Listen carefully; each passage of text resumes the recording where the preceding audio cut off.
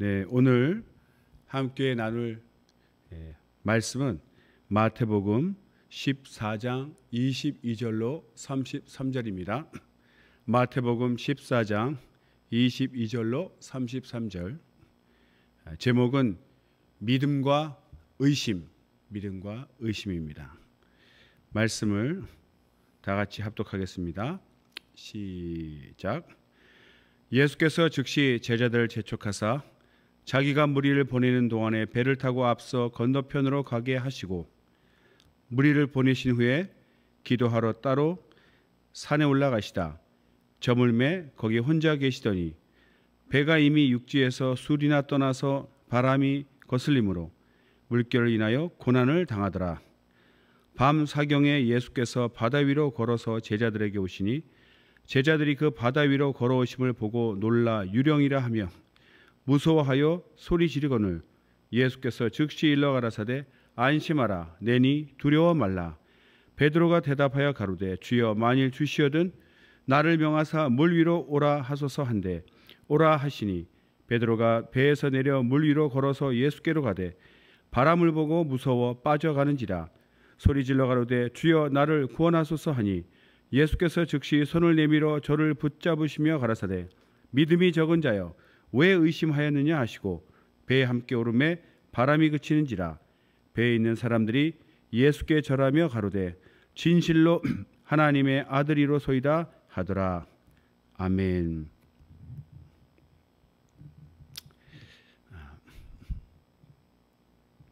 제목이 믿음과 의심입니다.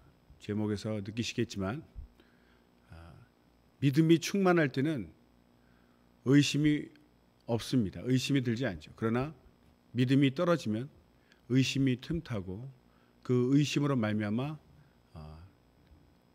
환경 가운데 빠져서 고난을 겪게 되는 것이죠. 오늘 본문을 이렇게 읽어가면서 그 상황을 따라 쭉 예수님과 제자들의 모습을 통해서 우리의 모습, 주님 앞에 우리의 모습, 우리의 관계를 다시 한번 점검해보고자 합니다.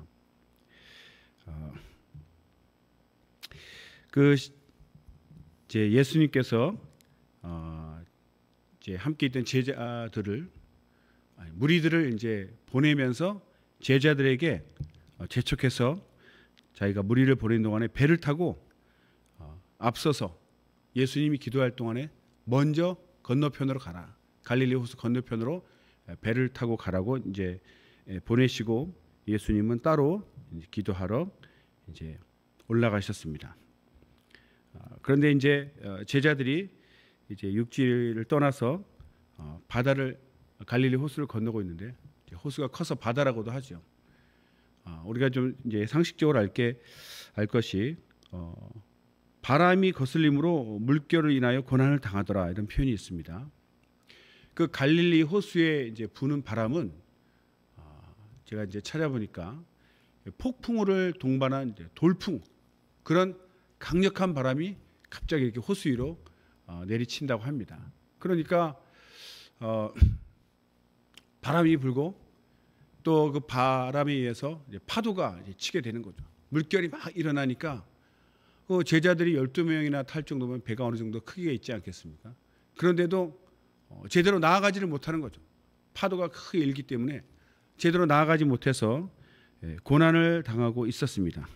그럴 때 밤 사경쯤에 예수께서 이제 물 위로 걸어서 제자들에게 그 배로 다가가십니다.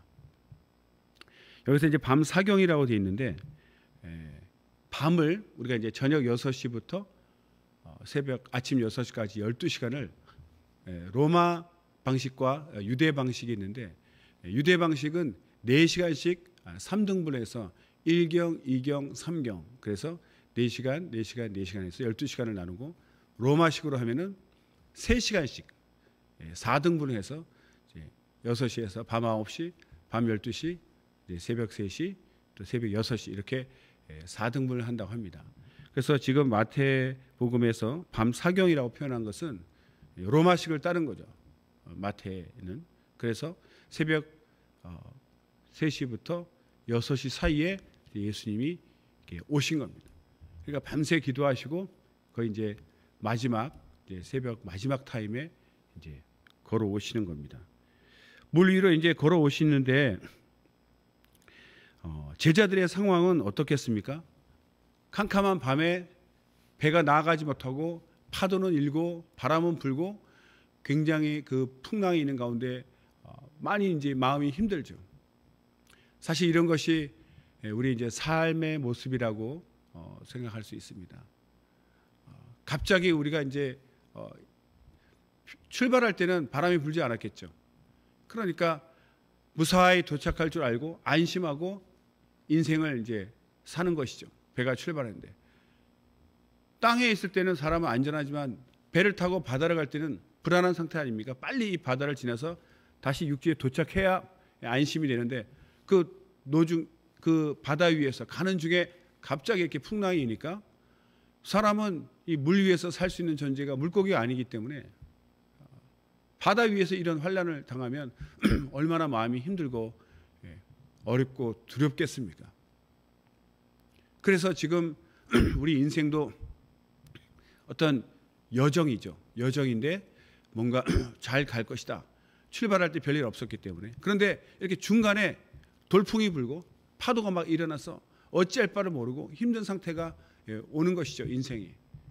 그것이 한 예가 지금 바다 위에서 이렇게 돌풍을 만나고 파도가 일어서 배가 나가지 못하고 곤란을 겪고 있습니다. 고난을 당하더라 그렇게 되어 있죠. 그때 예수님이 이제 도우시러 오고 있습니다. 그런데 예수님이 물 위로 이렇게 걸어오시고 있죠. 그 걸어오시는 모습을 보고 제자들은 예수님을 유령이라고 지금 보고 있습니다. 평소에 예수님에 대해서 생각을 많이 하고 그의 이적과 능력을 잘 생각했다면 예수님을 유령이라고 보지 않았을 거예요. 그때 벌써 이제 안심을 했을 수도 있습니다. 그런데 너무나 고난 가운데 힘들게 있으면 사람들은 어떤 판단력도 잃게 되고 이성적인 사고를 또 정확한 사고를 하지 못하게 됩니다. 우리가 어려움에 빠지면 막 헛것을 본다고 하지 않습니까? 그러니까 제대로 판단하지 못하고 사람으로 보지 아니하고 유령으로 본다는 거죠. 물 위로 사람이 걸어오니까. 어떻게 사람이 물 위로 걷겠습니까? 예수님의 첫 번째 이적이죠. 모세는 본인이 바다 위를 걷는 것이 아니라 하나님의 도우심으로 바다가 갈라져서 모세와 함께 이스라엘 백성은 바다를 건넜지만 예수님은 당신이 하나님이시기 때문에 그냥 물을 가를 필요도 없이 그냥 물 위로 걸어가시는 거예요. 이 장면을 우리가 상상을 해보면 지금 바람 불고 있습니다. 파도 치고 있습니다. 큰 배가 나아가지 못하고 있습니다. 12명이나 타고 있는 큰 배가 나아가지 못하는데 그 한 사람, 그 육체 한 사람은 얼마나 작습니까? 그 정도면 바람에 날려갈 수도 있습니다. 또 물에 빠질 수도 있습니다. 사람이라면. 그런데 전혀 그런 어떤 자연의 영향을 받지 않고 바람이나 파도나 중력의 영향을 받지 않고 그냥 아무 일도 없다는 듯이 그냥 걸어오고 계시는 거예요. 바람을 헤치고 오거나 물을 헤치고 오거나 바람에 막 이렇게 휘감기는 것이 아니라 그냥 아무 일도 없다는 듯이 그냥 땅을 걷듯이 바람도 없는 그냥 평안한 땅을 걷듯이 그냥 물 위로 처벅처벅 걸어오고 계시는 거죠. 이렇게 이 첫 번째 물 위로 걸으시는 이런 이적을 보면 예수님이 하나님의 아들인 것을 이제 증명하고 있는 거죠. 그런데 제자들은 그것을 인지를 못하고 유령으로 보고 있는 거예요. 너무나 두려워서. 유령이라고 무서워하고 소리 지를 때 어떻게 도움을 받을 수 있겠습니까? 아직까지 예수님의 도움을 받을 수 있는 그런 심령 상태가 아니죠. 그때 예수님께서 즉시란 표현도 참 감사합니다. 그렇게 한참 소리지게 버려두지 아니하시고 즉시 일러 가라사대 안심하라 내니 두려워 말라 이렇게 말씀하셨죠. 안심하라. 그리고 나다. 두려워하지 말라. 두 번 표현하신 거죠. 그런데 안심하라, 두려워하지 마라 이렇게 말할 수도 있는데 나다, 두려워하지 말라. 나다 이렇게 얘기하셨죠. 내니 두려워하지 말라. 예수님이 당신의 신분을 밝히신 거예요. 예수님이 만약 제자들에게 아주 무서운 존재고 힘든 그런 어려운 분이라면 나라고 밝혔을 때 제자들이 굉장히 마음이 힘들었을 수 있습니다. 그러나 평소에 예수님이 얼마나 제자들을 사랑하셨고 제자들도 예수님을 따른 것을 알고 있기 때문에 예수님이 당신을 나다라고 나야 나 이렇게 밝혔을 때 제자들은 더욱더 안심을 하게 되는 거죠. 안심하라, 두려워하지 말라, 그 말보다 나다 이 한 표현이 예수님이시구나, 예수님 하나님의 아들 전능자이신 정말 하나님의 아들이신 예수님 그분이구나 느꼈을 때 자연스럽게 안심 마라, 두려워하지 말라 이 표현보다 더 강력한 표현이죠. 나다. 그렇게 예수님이 당신의 신분을 밝히니까 사람들이 이제 제자들이 굉장히 안심합니다. 그러니 베드로가 참 그 열정이 있고 도발적이지 않습니까? 베드로가 생각할 때는 예수님이 걸어오시니까 육체, 유령이 아니에요. 그러니까 예수님이야. 그러면 나와 똑같은 육체셨는데 예수님이 걸어올 수 있다면 나도 걸어갈 수 있다는 그런 믿음이 생긴 거죠. 또 그 체험을 해보고 싶지 않겠습니까? 주님도 육체고 나도 육체인데 주님이 걸으실 수 있다면 주님이 말씀하시면 나도 걸을 수 있겠다. 그 주님이 물 위로 걷는 그 이적을 체험하고 싶은 거예요. 베드로도. 그런 열정이 있습니다. 다른 제자들보다 베드로는 참 열정이 있었습니다. 그리고 만일 주시어든 만일 당신이 하나 주님이시라면 이렇게 인가 아닌가를 조건절로 묻는 것이 아닙니다. 이때는 완전히 믿고 있기 때문에 과연 주님이심으로 당신이 주님인지 아닌지 내가 한번 테스트 해봐야 되겠습니다. 이런 뜻이 아니라 정말 주님이시니까 나도 걸을 수 있겠습니다. 이런 뜻이죠. 긍정적으로 물어보는 겁니다. 그러니까 과연 주님이시니까 주님 명령하소서. 그럼 나도 걷겠습니다. 걷고 싶습니다. 그 고백을 하는 거예요. 조금 전까지 유령이라고 두려워하다가 예수님인 것을 발견하고 베드로 자신도 그 예수님과 똑같은 체험을 하고 싶은 거죠. 그런데 또 자세히 보면 왜 그냥 나로 물 위를 걷게 하소서 이렇게 표현하지 않고 나를 명하사 나에게 명령하셔서 물 위로 오라 하소서 이렇게 표현했을까? 그냥 나를 물 위로 걷게 해주세요 이렇게 하지 않고 왜 명령이라는 단어, 왜 명령해달라는 표현을 했을까요? 이것은 우리 신앙생활에 굉장히 중요한 부분입니다. 왜냐하면 우리는 예수님보다 어떤 그런 능력 그 자체를 선호하는 경향이 있죠. 내게도 그런 능력을 체험하고 싶다. 그러나 베드로는 예수님의 능력보다 예수님 그 자체, 예수님 당신이 말씀하셔야 된다는 거죠.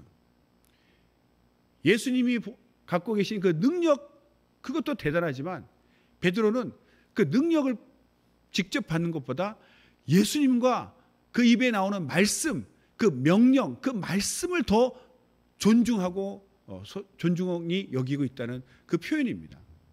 우리도 항상 예수님을 대할 때 그 예수님이 가지고 계신 그 능력을 사모하는 것이 아니라 그것이 주님의 명령으로 말미암아 내게 임할 수 있도록 예수님은 상관없고 그 능력만 좋아하는 것이 아니라 영원히 예수님은 나의 주님이시고 주님이 명령하실 때 나는 움직입니다.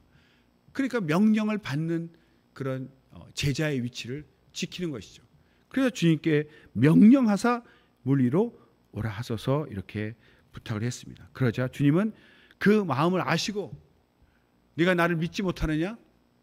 이렇게 의심하는 것이 아니라 베드로의 본심, 정말 예수님 당신도 육체로 그렇게 걸어오셨다면 나도 그 이적에 동참하고 싶습니다 라고 그 바라는 그 간절한 마음을 아시고 오라고 명령을 하셨습니다. 그러자 베드로가 정말 배에서 내려서 물 위로 걸어서 갔습니다. 명령을 받았는데 이제 물 위로 걸어야 되지 않습니까? 사람이 그 파도치는 바다, 지금 이 바다가 지금 잠잠해져 있는 상태가 아닙니다. 아직은 막 파도치고 있습니다. 여전히 바람 불고 파도치고 있는데 지금 사람이 육체로 배에서 내려서 물에 발을 디디는 거예요. 정상적인 상태라면 그냥 파도에 휩쓸려 물에 가라앉아서 죽겠죠. 파도에 휩쓸려서 그냥 가라앉는 상황인데 거기에 발을 이렇게 내디딜 수 있다는 것은 대단한 믿음입니다. 정말. 파도, 바람, 환경 보지 않고 주님의 명령만 믿은 거죠. 주님이 오라 하셨으니까 주님이 걸어오신 것처럼 나도 걸을 수 있겠다는 그 믿음으로 충만했기 때문에 오라 하니까 물로 보이지 않는 거죠. 파도도 보이지 않고 바람도 보이지 않습니다. 그냥 땅으로 보이고 그냥 걷고 싶은 마음에 그냥 내리는 거죠. 배에서. 아무것도 생각하지 않습니다. 오직 베드로 머릿속에는, 마음속에는 예수님이 오라 한 그 말씀만 생각나는 거죠. 그게 전부였어요. 모든 세상을 초월하는 내 눈앞에서 예수님이 걸어오신 것을 유령이 아니라는 것을 확인했고, 예수님 당신이 육체로 물 위로 걸으신 것을 봤기 때문에 나도 걸을 수 있겠구나. 똑같은 육체니까. 그 믿음 하나로 그냥 내딛는 거죠. 대단한 믿음입니다. 사실 예수님이 오라 하셨을 때 그 말을 듣고 발을 정말 내디딜 수 있을까? 그 순간에 또 의심하면 그냥 그걸 끝나는 거죠. 그런데 베드로는 정말 믿음으로 나아갔습니다. 그 상황에는 잔잔한 상태가 아닙니다. 여전히 바람 불고 파도 치고 있는 상황이었어요. 주님은 앞에 계시고. 그런데 걸었어요. 걸어가서 예수님께 다가가는데 갑자기 파도가 의식되는 거죠. 물결이 의식되는 겁니다.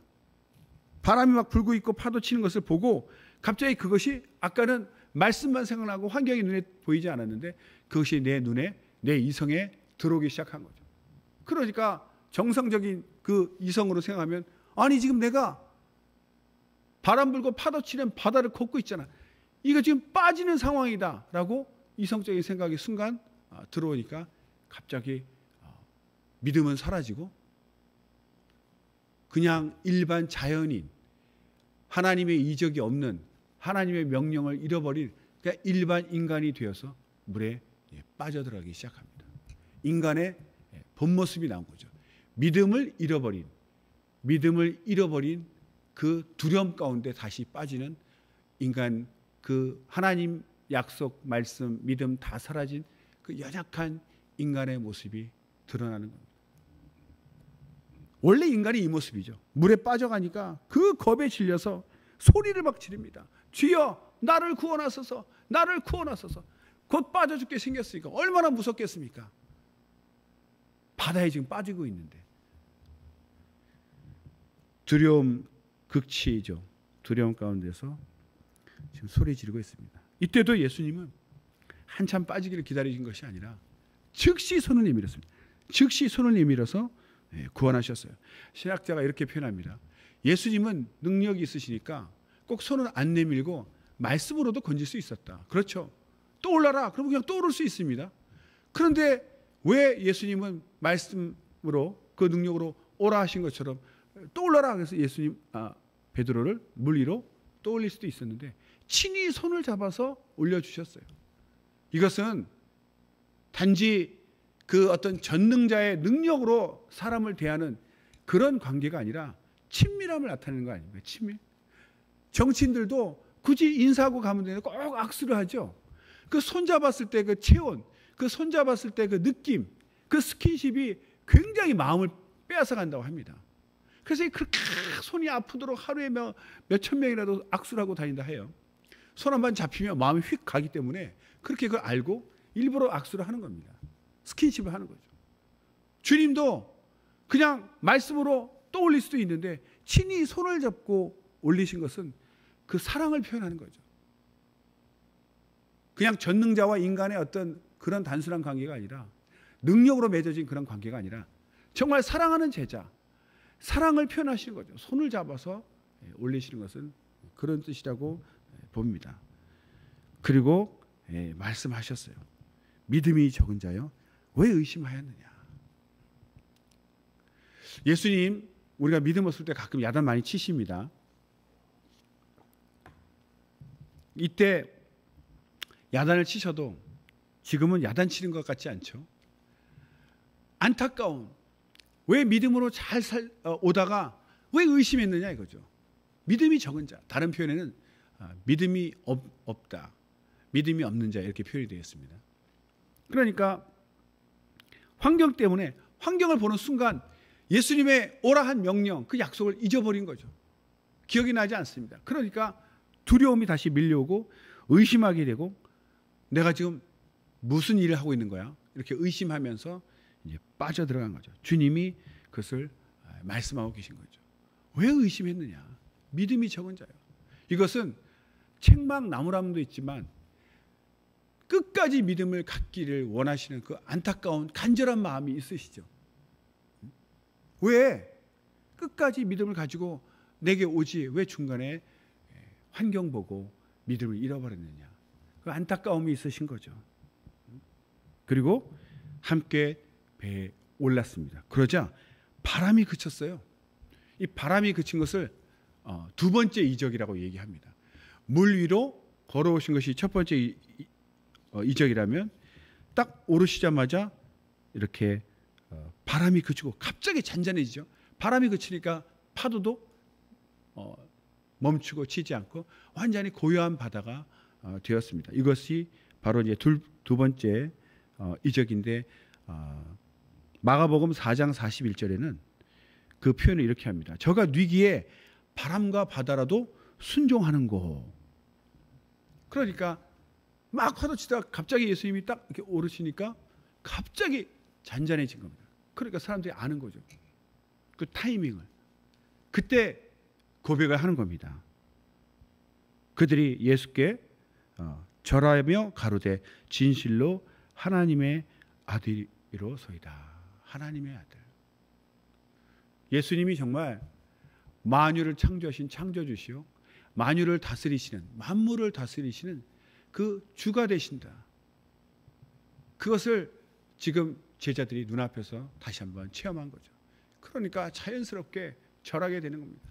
그 경외감, 하나님의 아들, 하나님 그 신을 만난 그 신앙심, 그 경외감으로 모두가 절을 하게 되고, 그리고 입술로 진실한 고백이 나는 거죠. 당신은 하나님의 아들이십니다. 이렇게 고백을 하는 거죠. 이런 사건을 통해서 우리 인생 똑같지 않습니까? 서두에 말씀드린 것처럼 아무 문제 없이 생각하고 아주 평안하게 길을 떠나는데, 이렇게 삶 가운데 갑자기 이렇게 어려운 일이, 환난이 닥칩니다. 곤란을 겪게, 고난을 당하는 거죠. 그럴 때 주님이 오셔도 너무나 고난 가운데 있을 때는 주님을 알아보지도 못하고 오해하기도 한다는 거죠. 그런데 주님을 발견하니까 비로소 안심하고 주님께 막 의지하고 믿음을 구하고 주님 함께 해달라고 구합니다. 그런데 처음에는 믿음으로 잘 나가다가 중간에 또 환경을 보고 믿음이 떨어지니까 의심이 들어오고, 그 환경 가운데, 두려움 가운데 또 하나님 도와달라고 하는 거죠. 그럴 때마다 주님은 즉시 우리를 도와주십니다. 그냥 전능자가 불쌍한 인간 하나 도와주는 이런 개념이 아니라 정말 사랑하는 마음으로 도와주신 거죠. 주님이 함께 하시니까 그 모든 환난이 순식간에 사라져버리고 맙니다. 그럴 때 문제 해결돼서 좋다, 하나님 만나서 내 문제 해결돼서 좋다, 이걸로 끝나면 안 된다는 거죠. 마지막 모습은 정말 하나님이시군요. 예수님 능력 많으신 걸로 끝나는 것이 아니라, 예수님은 정말 저가 뉘기에 모든 환경이 순종하는 거, 바다도 순종하는 거, 환경이 잠잠해지는, 환난이 멈추는 그 과정을 통해, 그 이적을 통해서 예수님이 하나님의 아들이신 것을 우리가 깨닫고 주님을 경외하고 믿음의 고백을 하게 되는 거죠. 주님과 나와의 관계가 이렇게 믿음의 관계, 주님과 나와의 관계, 하나님과 나와의 관계로 정립이 되어야 되는 거죠. 도움받고 주님 이제 필요 없으니까 그냥 능력만 사모하고, 주님의 능력만 사모해서 도움받고 주님 잊어버리고 사는 그런 인생은 아무런 이 땅에서는 문제를 해결받았을지 모르지만 하나님 나라에 들어간 거는 상관이 없는 거죠. 하나님 원하신 것은 그런 이적을 통해서 당신이 하나님의 아들이신 것을 사람들이 깨닫기를 원하시는 거죠. 내가 만유의 주가 되는 창조주, 너희를 사랑하고 너희를 도와줄 수 있는 전능자, 하나님의 아들이라는 것을 사람들이 알고 깨달아 주기를 바라는 거죠. 깨닫기를 바라는 거죠. 그래서 주님을 떠나지 아니하고 주님을 끝까지 믿고 경외함으로 우리가 천국까지 이룰 수 있는 구원에 이를 수 있는 그 믿음을 갖기를 원하시는 겁니다. 그래서 하나님과 나와의 관계는 그런 많은 도우심과 이적을 통해서 더욱더 주님으로서, 나의 주님으로서 견고한 믿음이, 관계가 정립되어야 합니다. 오늘 말씀을 통해서 우리가 이 깨닫는 것은 마지막에 이적도 보았지만 예수께 절하며 가로되 진실로 하나님의 아들이로소이다. 당신은 하나님의 아들이십니다. 이제 나는 당신을 경외합니다. 믿고 의지합니다. 떠날 수 없습니다. 나의 구세주가 되십니다. 이 고백을 원하시는 거죠. 예수님이 아닌 다른 어떤 능력 많은 존재를 통해서 도움받을 수 있습니다. 꼭 이적 아니어도 뭐 배로 끌고 가든 헬리콥터가 가든 어쨌든 배에서 구원해 줄 수도 있어요. 다른 방법으로도. 그러나 그런 것은 예수님이 하나님의 아들이신 것과 전혀 상관이 없습니다. 궁극적으로 마지막 주님이 원하시고 우리가 깨달아야 될 것은 예수님은 하나님의 아들이시다. 이 모든 만물을 창조하신 하나님의 아들. 그러니까 당연히 우리를 도우실 수 있고 환난에서 고난 가운데 우리 구원하실 수도 있는 거죠. 단지 고난 가운데서 구원받는 그것이 중요한 것이 아니라 하나님의 아들이시다. 그래서 우리를 구원해 주실 수 있고 고난 가운데서 건져낼 수 있는 분이시다. 그의 능력보다 더 중요한 것은 그가 그런 능력을 소유하신 하나님의 아들. 그래서 우리가 결코 떠나지 않는, 배신할 수 없는 하나님의 아들이심을 끝까지 믿고 의지하시기를 예수 이름으로 축원합니다. 기도하겠습니다.